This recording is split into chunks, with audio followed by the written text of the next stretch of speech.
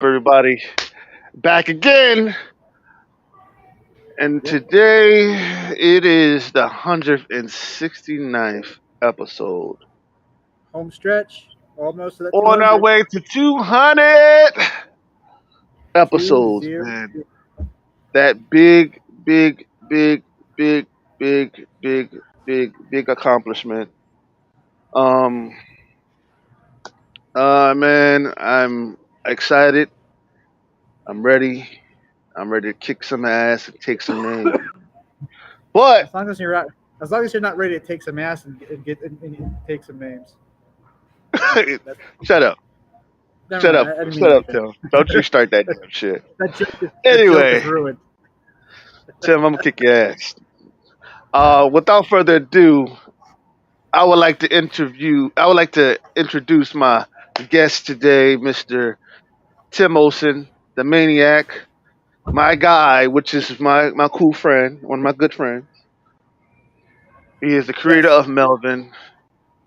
Take it away, my brother. Oh, it's coming at you. Watch out. All right. So I've done about 4 books so far, Melvin 0 through 3.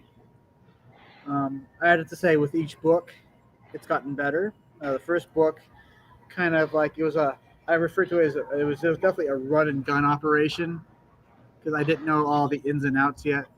So it's basically somebody said, "You'll never succeed in comic books," and I got fired up and I go, "Oh yeah, we'll see about that." And a friend of mine, Sherwin, Sherwin, from the Philippines, he was. I messaged him. I said, "You're drawing my comic book. I'm making a comic book," and I had just seen John Carter of Mars, and we made Melvin 1. And script process was a little different. I mean, I literally would be writing a page, sending it to my friend Metal, who would say, "Why don't you say this?" Because he didn't want to be called an editor. He said, I'm a dialogue advisor, whatever." And so I'd write a page, send it to him, he'd send it back. I was basically kind of making it up as I went. And then, like, I think the only problem we had was the pages were not, the dots per inch were not high enough. So it'd come out a little blurry. So a friend of mine, Jonathan, basically helped me, like, bring the pages up close enough to where I could take it to a printer and it'd be good enough to print. And then Melvin 2, I wanted to try to make the book bigger and better. Every issue has to be bigger and better. And so I thought a friend of mine, the King, would be the solution, and that didn't work out so well. But so the project stalled, and I started working on Melvin 3 because I have to keep busy or else I get in trouble. You know what I'm saying? The devil, idle hands at the devil's playground. So I started working on Melvin 3. And then eventually things happened, and Sid, who was drawing Melvin 3, had to step in and actually draw the rest of Melvin 2. So he helped finish Melvin 2 with the help of my friend Andy, who, you know, RIP, he's no longer with us this year. He passed away. So that's why Melvin 3 is dedicated to him. Um, so Sid drew the entire Melvin 3, and Rob Ewing did Melvin 0, which is kind of like an origin issue. He's more like kind of like switched careers, and now he's a hitman. But he's waiting for his target to show up, and he just tells this bar wench the story of how he became a mercenary. And Melvin 3 is just like continuing the arc of when Melvin rescued the princess, Princess Alice. Them in issue 2 having to get their ship repaired and save a town from the cult, the cult of Azarka. And then issue 3 is just them kind of getting back home, but they're being followed by bounty hunters. And we learn about Melvin's ability to regenerate. I mean, he literally gets his head shot off, and it grows back. And then there's some personal character growth. You have Alice, facing consequences. Melvin deciding if he wants to be a hero or continue being a mercenary, um, and learning that sometimes fighting for the right thing is not always about money. So that's kind of where we are in our project, and 4 is going to be like kind of setting up the final part of the story arc.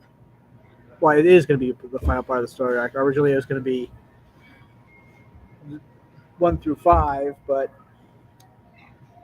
I decided to kind of make it like a double-sized issue, kind of like what they used to have, where it's like twice the size of like 2 issues put together. So, It's up to you. yeah, Melvin 4 is going to have a lot.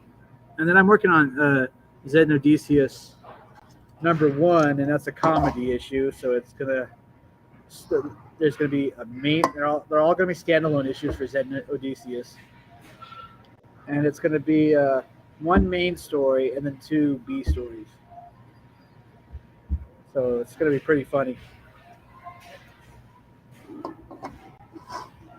And that's kind of where we are with the. Where I am with my comic books that I'm making. Right. Shoot that. Yeah. So, without further ado,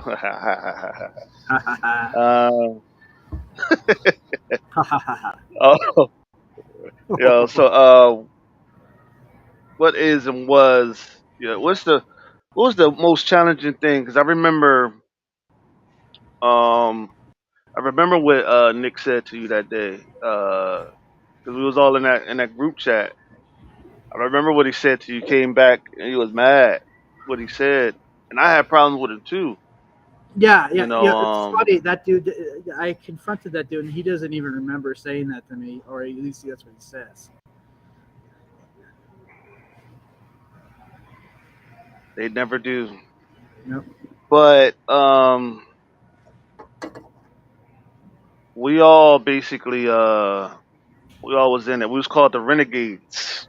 Yes, I remember that. And at the time we was going against both of SJW and not going against them. Basically, we didn't want to be a part of none of it. Yeah, we just wanted to make books. Yeah, just wanted to make books, man.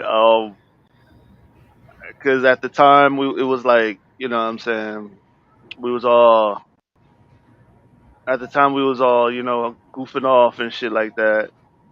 And that was the time I had Jonathan Skinner, my old co-host or whatever, on the team at the time, and I don't know why I wanted him to be a part of it. I don't know. But it is what it is. I don't even know why I did that shit with him anyway. Show with him anyway. Well, you remember what he said to me, and all of a sudden I decided, well, I'm going to make a book. He's the one that said that I'd never make it in comic books. If you remember. Oh yeah, I remember all that. He was a dickhead, an asshole. Yeah, and his book wasn't even that. I shouldn't say that. That's why I was like, you know what I mean, man. Like a lot of that shit is very comical, bro. Very, very comical. Yeah. Although I'd have to say, if he hadn't said that thing to me, I wouldn't have made my first issue. It would have still been on Lulu.com or something, or because that's all I had was like Melvin 1 was a split issue between that and another book. It was like a flip book, but it was only available on Lulu.com, and I'd sold like 9 copies. I thought that was pretty good, and he's like, some of the artwork was terrible, blah blah blah, and I was like, you motherfucker. Yo, like that's like, to be honest with you, man, and that's what this is what I keep stuttering. That is why the In Your Face show is alive today. There's stories like yours. You see what I'm saying? And to hear everybody else's story. But there's stories like yours of why you basically, Look where I got now. Look at that. from issue one to something like this or something like this. You Yeah, you know, know what I mean. I'm proud of you, man, because he said some bullshit, some shit to you, man, and it fired me should, up. yeah, it shouldn't have been said. You feel me? Like he tried to go against me, and I said, no, no, you don't want that. You know, You him don't and want the to. other, You know, you don't want him to play and the, none of that shit. yeah, him and that other Nick was going against me at the time. You know what I'm saying? Telling me, oh, my book cost too much and $10 and everything. And like I said, if you broke, you broke. Like I'm not trying to, you know what I'm saying? Like I don't care about what they doing. I never cared about what they was doing because I knew there was nothing but haters anyway. Um, You want to hear the but funny thing though? You want what? to hear the funny thing? So Melvin one only made 33% of its goal, right? Which was like 2,000. That was the total goal, but I only made 33% of that. And I checked Nick's campaign. You know, remember that project something or other? I outsold him by like 100 some odd dollars. Wow. So I mean I think he crowdfunded it a few times, and I think the second, third time he got more. But first time around when he was, when I was doing, I did Melvin one, I Well, outsold him. well, that's what I was trying to say, man. You should be happy because that is why Melvin is born, man. Like you defied the odds and you overcame the odds. You know what I'm saying? Yep. And I remember that day like it was yesterday. Like I remember like it was yesterday. We was all there. You know what I Yeah. mean? And I'm proud of you because you've grown, man. You've grown. Like got your own stories out, got your own projects out, and you flourishing. That's Oh why that shit! see. You said what? I said that's only the beginning, dude. That's only the freaking beginning. There's more to come. I ain't done yet. I ain't done yet till I'm dead in the ground. Hell yeah, hell yeah. That's why I said, man, I was always here. I was always there for you, man, and I'm always gonna be there. But Thank you. as we were speaking, so doing Melvin Zero, what was the hardest part of doing Melvin Zero? It came together. I had an idea for around since Melvin one, but I was just like I didn't know how to execute the idea, and then all of a sudden I'm thinking about it just kind of clicked into place. I'm like, oh, I know how to make this happen. Basically all he has to do is he's a hitman, and it's like way in the future he's a hitman. He's waiting for his target. Some bar hooker is bothering him. He doesn't want any part of it, so he decides to tell her a story, and it's just basically how he became what he is, what he is, how he became a mercenary. And then, you know, at the end of the story, he's like, he finds there's another hooker talking to him. He's like, "What the hell happened?" He's looking over and he goes, "Oh, that's right. I'm here to kill somebody." And he kind of casually opens the suitcase, puts the gun together, turns around and goes, "Pop." The end of the story, just like it just kind of all came to me. It's like, and like Rob did the 5-page preview for Zed and Odysseus, and I said, "Hey, you want to draw a Melvin story?" And we kind of put it together like that. Okay, okay. So, what is the most rewarding thing about doing Melvin? The most rewarding part about it? Finally getting a book off from the printer in your hand, and you can like, oh man, look at that. I literally, it's like getting it's like when somebody has a baby and they get it from the hospital, and they just hold it in their hands like, oh man, look at that. Man, And then the second most rewarding thing is when somebody reads it and like, dude, that's some killer shit. it's crazy, man. Um, like years ago when I did when I did Jarhead 1, like a lot of people would tell me that they loved the book, they liked the book. And I'm like, I never even, I got a lot of feedback from it, but I never got a lot of feedback from it. You know what I'm saying? Like I knew it was good, but I knew it wasn't that. I knew I could have done it a lot better. You know what I'm saying? But it For was your me, first book. It's your first yeah, book, so you know what I'm saying. You're not going to get a kickoff start. You know what I'm saying? Like, and I learned that. I understood that. You know what I'm saying? Um, I just wanted to defy the odds. I just wanted to overcome the odds. You know what I'm saying? you ever seen any documentaries about hardcore punk? I thought you was about to say hardcore porn. I was about to say wow. No, punk, hardcore punk. Usually, commonly referred to as hardcore. I'm talking about like Black Flag, DOA. But the point Yeah. is, none of these bands were trying to make it. They just kind of caught on. Right. It's like Right. Keith Morris said. He said, you're not going to get signed.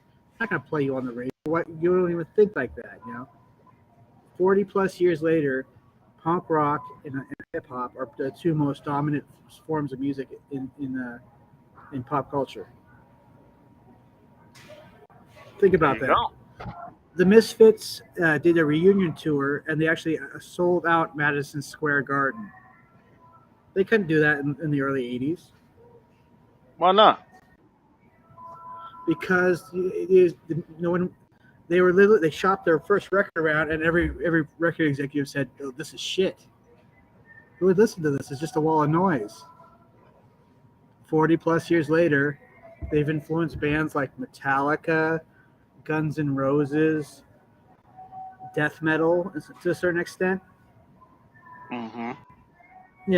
They paved the road all these other types of bands drive Right. on. Right. Right. I mean, I see, and that's the thing. You know what I'm saying? Like, what paved the way for guys for projects like mine. You know, because I always looked at the defiant ones like RoboCop, Terminator, Oh, you mean like Punisher. movies? I watched a lot of movies, and then that's where I got a lot of my um. That's where I Inspiration? got a lot of my ideas and stuff like that from. You know what I'm saying? Oh, sweet. Ideas and inspiration. Like I got the super soldier shit from Universal Soldier. You know what I'm Oh, saying? yeah, I remember that movie. I remember because I was watching it, and I looked at how they were so like so dominant. You couldn't stop them. You know what I'm saying?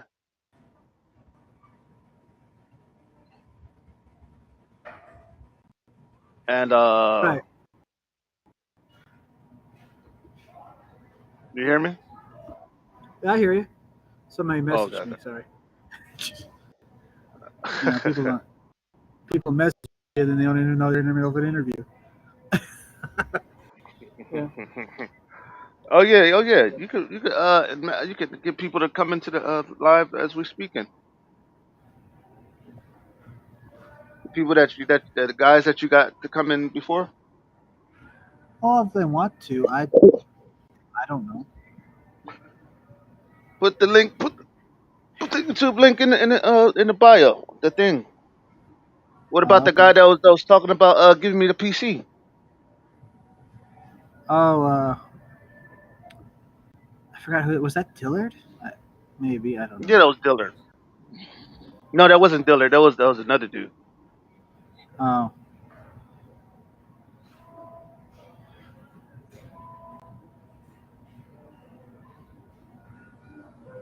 Oh, what am I doing here? I clicked on it again.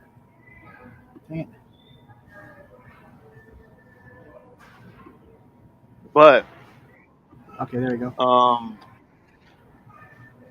how Continue. many years have Oh, you been doing Melvin? how many years have I been doing Melvin? I'd say, uh, for real, 3 years. 3 years, okay. And in that I three mean, year, and in that that that's three not year, including. Go ahead. Go ahead. in that 3 year span, right? Where do you feel you have transcended and made it? Where do you feel like you made it? I think I have some people who like my work, or at least my team's work. I should say that because I mean I do the storyboards and the writing.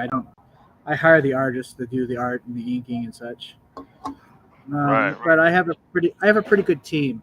I think my team and I have gotten some people who have noticed the same type of people are commenting on the links when I was putting out the book. So I think I've gotten noticed just a little bit.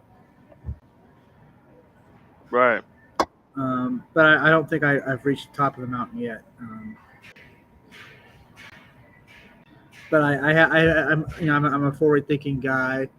I think Melvin 4 will have a lot of manga elements in it.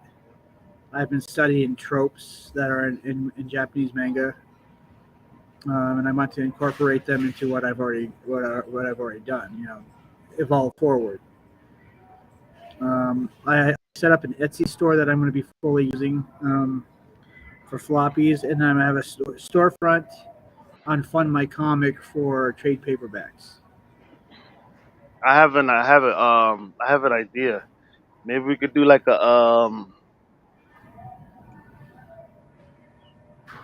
I'm thinking on doing a collaboration poster with a couple of you guys, a couple of my good friends. All right, I could. For all of you who's watching, yo, can y'all hear an echo? No echoes, no nothing. Can y'all hear echo? I, Can y'all hear look, anything? I don't hear no echo. I can hear you yarning. Yeah, well, it's been a long day. Don't give me no shit. I'm always giving you shit, you know that. Yeah, I know. But yo, guys, I want to let y'all know that thank y'all for watching, thank y'all for hanging out with us, and y'all just left. Anyway, thank y'all for watching, for just being here with us. Um, I'm getting a little mushy here. Oh man, don't get mushy. You man up. You man up. Keep it together, man. You go to Anyway, what are you doing? What are you doing? Stop it.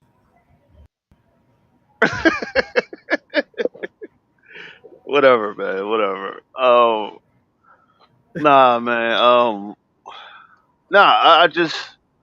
I've been thinking, man. Like, I want to do like a collaboration poster, man. Like, I want to do something with all of us on it, all of our characters on it. Oh snap. Okay, so keep talking. Keep talking. I want to do something with all our characters on it, Oh and yo man, I hate to do this, but I gotta cut it short. Maybe I'll try to come back in, but my ride will be here. all right, just we'll do part two on the weekend. Okay, cool. Thank y'all for Sorry to do this. watching. Part two will be consumed over on Sunday. Thank you for watching. We'll see you later. Bye. We out. Bye Peace. bye.